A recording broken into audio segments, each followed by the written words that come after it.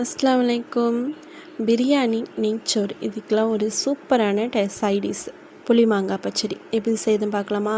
இதுக்கு எங்கள் ஊரில் பேர் புளி மாங்காய். உங்கள் ஊரில் இதுக்கு பேர் என்னன்னு சொல்லிட்டு கண்டிப்பாக கமெண்ட் பண்ணுங்கள். இது நம்ம பச்சையாக சாப்பிட்றோம் அப்படின்னா மிளகாய்த்தூள் உப்பு சேர்த்து சாப்பிட்டா சூப்பராக இருக்கும். அதுவே நீங்கள் பச்சடி செஞ்சு சாப்பிட்டு பாருங்கள், செம்ம சூப்பராக இருக்கும். வாங்க எப்படி செய்யுதுன்னு பார்க்கலாம். ஒரு கடாயில் கொஞ்சமாக எண்ணெய் விட்டுட்டு கடுகு ஒரு ஸ்பூனு, வெந்தயம் 1/4 டீஸ்பூனு, 2 காஞ்ச மிளகா, ஒரு 10-15 பல் பூண்டு, கொஞ்சமாக கருவேப்பிலை சேர்த்து நல்லா வதக்கிட்டு பூண்டோட கலர் சேஞ்ச் ஆனதுக்கப்புறமா ஒரு மீடியம் சைஸு வெங்காயம் அதையுமே சின்ன சின்னதாக கட் பண்ணி சேர்த்துட்டு நல்லா வதங்கினதுக்கப்புறமா மிளகாய்த்தூள் சேர்த்து அதையுமே எண்ணெயிலே நல்லா வதக்கிக்கலாம்.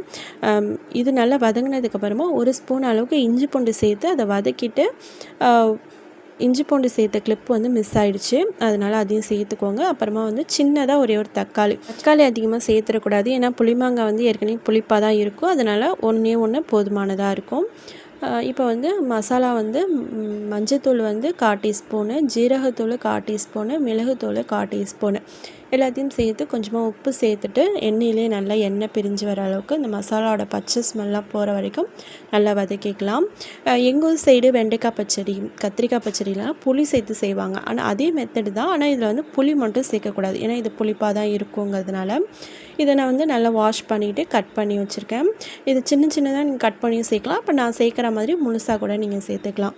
இதை கொஞ்சமாக வதக்கிட்டு கொஞ்சமாக தண்ணி விடணும். ஏற்கனவே இது வெந்ததும் கொஞ்சம் தண்ணி விடும், அதனால் கொஞ்சமாக தண்ணி விட்டுக்கிட்டு ஒரு 1/4 டம்ளர் அளவுக்கு தண்ணி விட்டு மூடி போட்டு வேக வச்சு எடுத்தோம் அப்படின்னா கலர் நல்லா சேஞ்ச் ஆகிருக்கும். இப்போ நல்லா அது வெந்துருச்சு.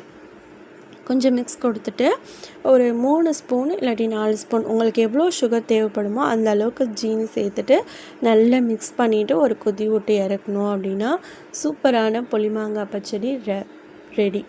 நீங்கள் பிரியாணி, நெய் சோறு, மட்டன் குழம்பு, சிக்கன் குழம்பு எல்லாத்துக்குமே சூப்பரான சைடிஷ். எதுவுமே வேணாம், இது மட்டும் இருந்தாலே போதும், செமையாக சாப்பிட்லாம். கண்டிப்பாக நீங்கள் செஞ்சு பாருங்கள். செஞ்சு பார்த்துட்டு இப்படி இருந்துச்சுன்னு மறக்காமல் எனக்கு கமெண்ட் பண்ணுங்கள். தேங்க்யூ ஃபார் வாட்சிங்.